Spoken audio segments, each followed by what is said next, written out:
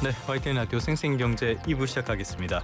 자, 2부에서도 이번 주 탑3 계속 이어가 보도록 하겠는데요. 차영주 YG경제연구소 소장, 이정환 한양대학교 경제금융대학 교수와 함께하겠습니다. 자, 두 번째 키워드로 가보겠습니다.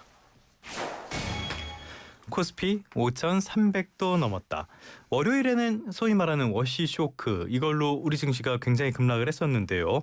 어제 그제는 또 엄청나게 올랐어요. 오늘은 또 조정을 받고 있는데 지금 최근에 그럼 어떻게 보십니까, 소장님?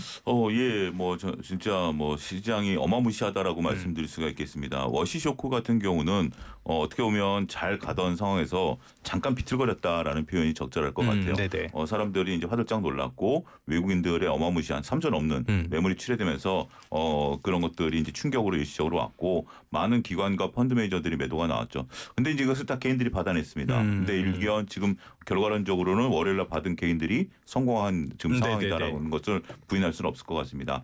지금 그날 고객예탁금이 5조가 늘었어요. 월요일날 고객예탁금이 5조가 늘었고, 그러니까 그 전에는 평균적으로 한 3조씩 늘다가 주가가 빠지니까 당일날 고객예탁금이 5조가 들어와 버렸습니다. 그러니까 이제 대기 자금이 만만치 않으면서 네. 111조의 고객예탁금이 현재 남아 있다라는 거죠. 고객예탁은 100조 시대를 열었는데 이게 어느 정도 수준이냐면 우리나라 GDP가 한 730조 정도 돼요. 네네네. 그러니까 GDP 대비 한 7분의 1 정도가 벌써 이제 고객 주식을 살려는 대기 자금이다라고 좀 말씀드릴 수 있겠죠. 그리고 이제 삼성전자가 이제 드디어 그 시가총액 1,000조 시대를 열었습니다. 진짜 지금 요즘 조 단위로 이렇게 얘기를 하니까 네네네. 어마무시합니다. 그러면서 시장이 아직 가보지 못했던 새로운 길을 현재 지금 걷고 있다, 이렇게 설명이 가능하겠습니다. 어떻게 보면은 정상화되는 것 같기도 하고요. 네. 어떻게 보면 너무 과한 것 같기도 하고 여러 가지 생각이 드는데 조금 전에 소장님께서 언급해 주신 것 중에 외국인들이 매도 물량을 쏟아냈는데 이거를 개인들이 다 받았다.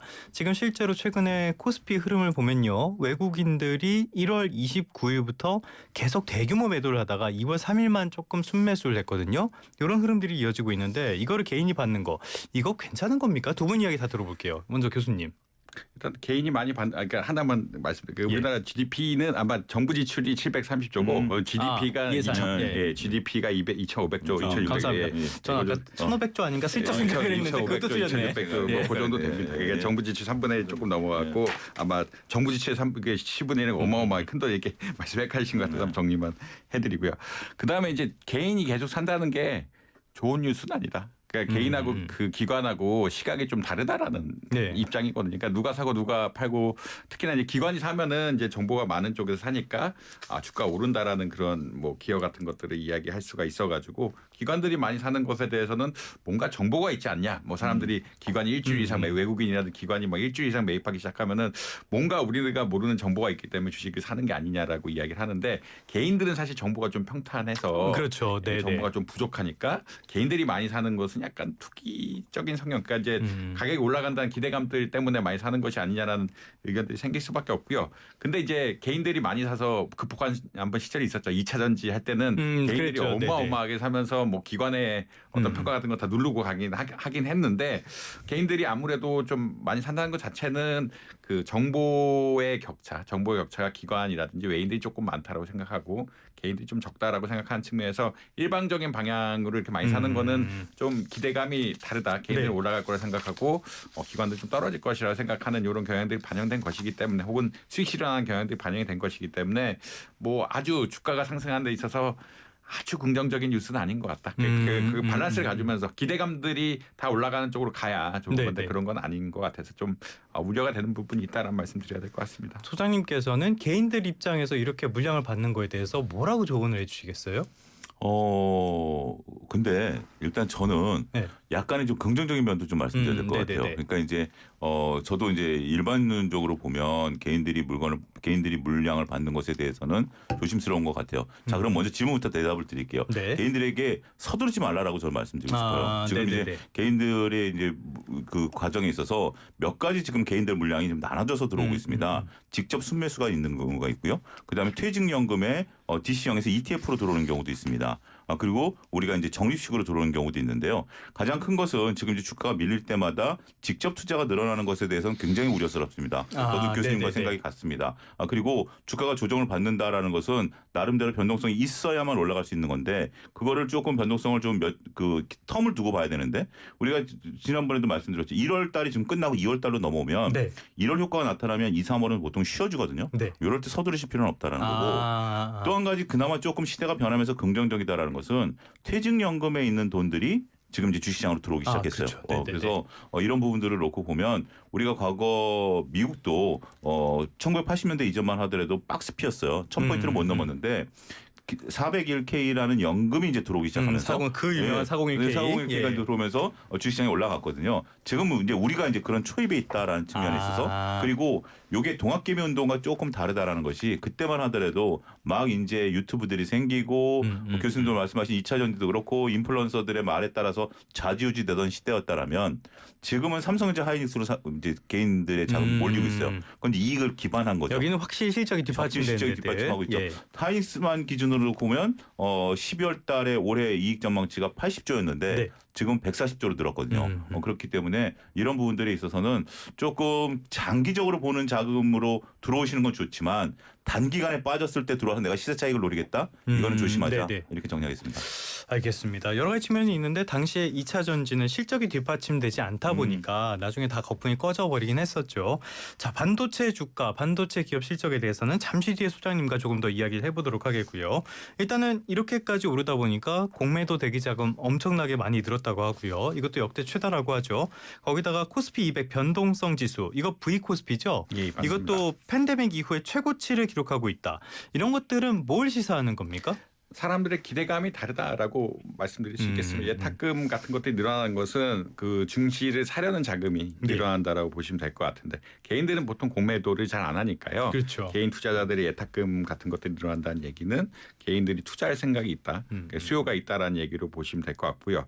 반면에 이제 기관이 보통 대차 거래, 그러니까 이제 개인이 하는 건 대주 거래라고 해서 직접 빌리는 거고 기관들은 이제 밖에서 보통 대차 거래 같은 것들을 많이 하는데 그 대차 거래 같은 것들을 한다는 거는 주식을 비워오는 겁니다. 주식을 비워온다는 거는 우리나라는 그 공매도를 할 때 무차익 공매도는 불법이니까 무차익 공매도 불법이라서 이제 공매도를 할 때 비워야 되는 것들이란 얘기고 공매 비워왔다는 얘기는 공매도를 할 수 있다라는 진짜 언제든지 할 수 있다라는 이런 것이기 때문에 또 주가가 하락하면은 하락할 것이다라는 기대감 조정이 뭐 단기가 될지 소장님 말씀처럼 이게 단기가 될지 장기가 될지 뭐 AI 여러 가지 거품에 대한 논의까지 결부가 돼야 되겠지만 좀 빠르게 올랐으니까 조정을 받는 게 일반적인 게 아니야라는 생각 기관들은 특히 이제 수익이 어느 정도 그러니까 개인은 잡고 있는데 기관은 보통 수익이 나면은 실현을 하고 그 다음에 또 가기 때문에 이런 여러 가지 기대감들이 좀 흩어져 있다라고 보시면 될 것 같고요. 기대감들이 흩어져 있고 시장에 자금이 많다 보니까 변동성도 어마어마하게 지금 나타나고 있다. 지수가 하루에 5%씩 변하는 거는 그게 뭐 코스피, 그러니까 코스닥 뭐 150 이런 거 7%도 막 이 정도 변하는 거는 사실 지금 금융위기 상황이 그러니까 금융위기 상황 같은 게 오면은 당연히 이게 5% 10% 이렇게 변한다고 생각하는데 지금 뭐 케빈 워시가 임명됐다고 해서 5% 7%씩 이렇게 변하는 거는 사실 조금 일반적인 상황은 아니고 주가가 급등했기 때문에 기관하고 개인들 같은데 어떤 기대감 차이, 그 유동성이 지금 어마어마하게 공급이 되고 있는데 그것들에 대한 탄력, 그러니까 가격이 어떤 기대감에 대한 탄력성이 굉장히 지금 많이 붙어 있다라고 개인적으로는 해석을 하고 있다 이런 말씀드릴 수 있을 것 같습니다. 알겠습니다. 지수가 뭐 5% 이렇게 움직이는 거는 나쁜 쪽으로 코로나19 팬데믹 이럴 때나 좀 보던 모습인데 이런 것들이 뭐 연일 연출이 되는 게 그렇긴 해요. 최근에 방송에서 우스갯소리를 그래도 지수가 좀 올라가니까 우스갯소리를 할 수 있는데 우리 옛날에 그 KBS에서 개콘 할 때 연변 개그라는 게 있었어요. 한 10몇 년 전에. 그러니까 지금 연변 증시 같아요. 요즘은 진짜 교수님 말씀하신 것처럼 하루에 5% 변동도 별거 아니고 요즘 주식 사면 하루에 10% 이상 안 올라가면 주식도 아니다. 이런 조크가 좀 생각이 나는 지금 상황인 것 같습니다. 역시 투기. 아무튼 자 이제 반도체 이야기 좀 해보도록 하겠습니다. 그런데 역시 반도체 기업들의 실적은 여전히 기대가 크기 때문에요. 전반적으로 봤을 때는 그런데 올해 들어서 삼성전자 삼성전자가 40% 넘게 올랐고요. 그렇죠. SK하이닉스는 그보다는 조금 덜 올랐더라고요. 한 38% 정도. 이 차이는 어디에서 오는 겁니까? 결국 이제 레거시 반도체, 디램 반도체에서 차이가 발생했다라고 말씀을 좀 드릴 수가 있겠습니다. 하이닉스 같은 경우는 작년서부터 우리가 이제 HBM에 대한 퍼포먼스를 보이면서 주가가 굉장히 급등을 했었죠. 그런 상황에서 상대적으로 삼성전자가 덜 올랐었고 네. 하이닉스가 이제 많이 올라온 상태고 여전히 하이닉스는 HBM에 대한 그 매출 모멘텀은 살아 있는 거죠. 그런데 여기서 이제 갑자기 치고 들어온 게 작년 연말에 디램 가격이 급등했었던 겁니다. 1달러짜리 디램이 거의 뭐 7배, 9배까지 올라가면서 삼성전자 실적을 견인했다라고 말씀드릴 수 있겠죠. 그러면서 이제 뒤늦게 삼성전자가 SK하이닉스의 주가 상승률을 따라잡기 시작했다라고 말씀드릴 수 있겠죠. 이런 부분들은 앞으로 좀 더 나타날 것으로 보여지고 있습니다. 삼성전자는 아직까지 HBM이 주력이 아닌데요. 네. 여기에 이제 HBM까지 부과가 된다라면 이익은 더 늘어날 수 있을 것이다라고 보여주고 있는 거고요. 그렇기 때문에 기대감이 더 크다. 예, 기대감이 더 크고 그런 것들이 올라가면서 그러면서 이제 그 글로벌 증권사들이 목표 주가를 계속해서 좀 올리고 있는 상황입니다.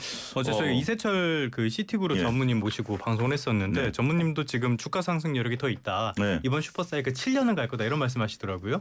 글쎄요, 7년을 갈지는 모르겠는데, 근데 저는 이제 이 슈퍼사이클이라는 건데 슈퍼사이클 속에서 과연 삼성전자와 하이닉스의 그 부담률이 어떻게 될 것이냐라는 거죠. 그러니까 네네네. 결국 이 슈퍼사이클은 저도 7년 정도 간다라는 거 지금 들어보니 의견 그럴 수 있겠다. 그럴 수 있겠다. 그런데 네. 지금 삼성전자와 SK하이닉스 그다음에 이제 엔비디아 TSMC 이런 쪽들이 돈을 어마무시하게 벌지 않습니까? TSMC 좀 논의를 치고 그러면 우리가 이제 GPU와 HBM 조합 그다음에 이제 D램에 대한 어떤 랜드 쪽에 대한 조합 이런 것들을 능가할 수 있는 기술들이 개발되지 않을까요? 중국 쪽에서도 그렇고 그러면서 시장과 반도체 시장은 커지는 거죠. 하지만 개별 기업들이 거기서 일정 부분 역할을 7년 동안 끌고 갈 수 있느냐 여부는 조금 다른 관점이다. 저는 그렇게 말씀드리고 싶습니다. 알겠습니다. 안 그래도 간밤에 AMD 미국의 네. 암드가 조금 실적 전망치를 실망스럽게 내놔서 반도체 주가들이 많이 조정을 받았는데요. 이런 여파도 앞으로 지켜봐야 될 것 같고요. 이번 주 탑3 마지막 키워드로 가보도록 하겠습니다. 워시 쇼크에 이어 트럼프 쇼크. 뉴욕 증시에서는 워시 쇼크는 아예 안 왔던 것 같아요, 그냥. 근데 뭐 워시쇼크란 게 이제 금이나 예. 은혜에 보통 나타난 거고 비트코인, 그러니까 가상자산에 더 크게 나타나면서 가상자산 뭐 7만 달러까지 내려갔다 왔다 갔다 하는 이 정도 수준으로 내려가면서 좀 문제가 됐다라고 보시면 될 것 같고요. 예. 그리고 워시쇼크란 것은 이제 달러화를 유지를 어떻게 할 것이냐. 그리고 케빈 워시가 아무래도 양적 긴축을 할 것 같아요. 양적 완화라는 것은 결국은 유동성을 공급하면서 그 채권을 사면서 유동성을 공급하는 이런 전략들을 피면서 시장에 어떠한 금리 같은 것들을 장기 금리 같은 것들을 안정화시키는 이런 정책인데 이걸 안 할 것 같다라는 의견들. 예. 그리고 금에 대해서 준비금 같은 것들을 준비금 같은 것들 많이 올리면서 금값 이라든지 은행 거래까지 영향을 미치는 이런 상황이라고 아마 이해하시면 될 것 같고요. 워시 쇼크보다는 아까 말씀드린 대로 어제 AMD가 이 흔히 말해서 이 올해 1분기 실적 전망치를 아주 높게 내지 못하면서 이제 실적 전망이 어두워지고 주가가 하락하는. 그러니까 이게 AI 산업들이 이제는 3년 정도 묵히니까 실적을 내야 되는데 또 AMD 같은 데는 CPU 프로세서를 만든 사업이라 데이터 센터와도 또 밀접한 관련들이 있거든요. 네네. 밀접한 관련들이 있는데 여기가 그러니까 이번에 중국에까지 파는데 실적의 전망을 그거만치밖에 못 올려라고 하는 마당에서 주가 많이 떨어졌다라고 아마 이해하시면 될 것 같습니다. 그러니까 워시 쇼크 자체는 주식 시장보다는 아까 말씀드린 것처럼 은값 하루 만에 30% 일단 빠지고 금값 10% 빠지고 비트코인 뭐 7만 달러 내려가는 어떻게 보면은 메인이 아닌 이런 시장 쪽에 보다 큰 영향을 줬다. 그러니까 달러와의 가치와도 연동이 있는 거기 때문에 메인이 아닌 시장에 큰 영향을 미쳤다라고 보시면 될 것 같고요. 근데 최근에 이슈가 되는 건 아무래도 AI 소프트웨어주가 그저 이틀 전에 별로 안 좋았고 어제는 AMD 같은 프로세스 주까지 좀 안 좋다 보니까 나스닥 전반에 대해서 좀 많이 빠지고 있는 이런 양상. 되게 뭐 폭락은 아니 한국처럼 5% 7% 빠지는 건 아닌데 1, 2%씩 계속 빠지다 보니까 주가가 계속 하락하고 있는 양상들이 보이고 있어서 그런 것에 대한 논의가 있는 것이 아니냐 이런 말씀 드릴 수 있을 것 같습니다. 그 많은 분들이 잊고 있으실 것 같아서 다시 한번 말씀을 드리면요. 지수가 하루에 1% 넘게 움직이면 상당히 많이 움직이는 겁니다. 지금 우리 증시가 약간 비이상적인 모습을 보이는 거예요. 금값, 은값, 비트코인까지 이야기를 다 살펴봤는데요. 역시 워시 쇼크보다 더 큰 쇼크는 트럼프발 변수가 아닐까 싶어요. 지금 우리나라의 당국자들이 미국에 가서 여러 가지 이야기를 하고요. 여한구 통상교섭본부장이 오늘 아침에 입국을 하기 하기도 했는데 USTR 대표도 못 만났다 이런 보도들이 전해졌어요. 그러면서 15%에서 25%로 우리 제품에 대한 관세를 높이는 게 뭐 되는 게 아니냐 이런 우려들이 큰데 뭐 어떻게 돌아가는지 도저히 모르겠거든요. 어떤 상황이라고 보십니까? 그러니까요. 지금 일단은 트럼프 대통령이 갑자기 이제 그런 부분들을 이제 우리 국회에서 그 네. 법을 통과 안 시켰다라는 빌미를 통해서 이제 그런 부분들이 있었고요. 요 얘기가 나왔을 때 우리가 자꾸 이제 요즘 주식시장이 너무 좋다 보니까 글로벌 경제를 잇고 있는데 요 얘기가 나오기 직전 이제 그린란드 문제가 발생했었을 그렇죠. 때입니다. 네네네. 그래서 이제 그린란드를 이제 그 몇 번째 주로 삼겠다라고 했다가 그린란드 협상이 잘했다라고 하고 고즈음에 또 이렇게 발표를 해버렸어요. 그러면서 나는 그린란드 잘했다라는 거. 이번도 우리가 나중에 뭐 내주고 나면 한국과 또 협상 잘했다. 뭐 이런 얘기를 할 수도 있을 거고. 그러면서 이제 그때쯤에 뭐 했냐면 현금 인출기 얘기도 했었고 정말 우리로서는 불쾌한 얘기들이다라는 거죠. 자 이제 그 캐나다에 가셨던 우리 통상본부장이 이제 미국으로 갔는데 아직까지 구체적으로 어떤 얘기가 나왔다라는 것은 지금 없는 것 같습니다. 그런데 이제 자꾸 돌발적인 얘기는 어제 같은 경우는 원전을 좀 도와달라라는 얘기가 좀 나오면서 여러 얘기가 일파만파되고 있는데 이게 이제 그 미국에서 일단 던진 거고 우린 가만히 있으면 당하는 거잖아요. 그렇죠. 발등에 불은 우리입니다. 어떻게 보면 이게 지금 트럼프식의 협상의 기술일 수도 있겠는데요. 25% 던져놓으면 우리는 좀 더 많은 걸 내줘야 되고 그리고 15%를 하면 또 안도의 한숨을 쉬는 지금 이제 그 기자님도 말씀하신 것처럼 하루에 증시가 5% 올라가는 게 비이성적인데 야 3%만 움직여도 다행이다 이제 이런 것처럼 우리가 15%도 이제 땡큐 이렇게 만드는 이제 협상의 기술이다라는 우리 건데 FTA 국가라서 원래 없거든요. 예, 없는데 15%도 가능해서 글쎄요 모르겠습니다. 아직 뭐 지금 뭐 긴밀하게 얘기를 하고 있는 것 같은데 우리 얘기가 미국 쪽에 잘 지금 전달이 안 되고 있는 거고 미국 측에서도 또 한편으로는 그런 거죠.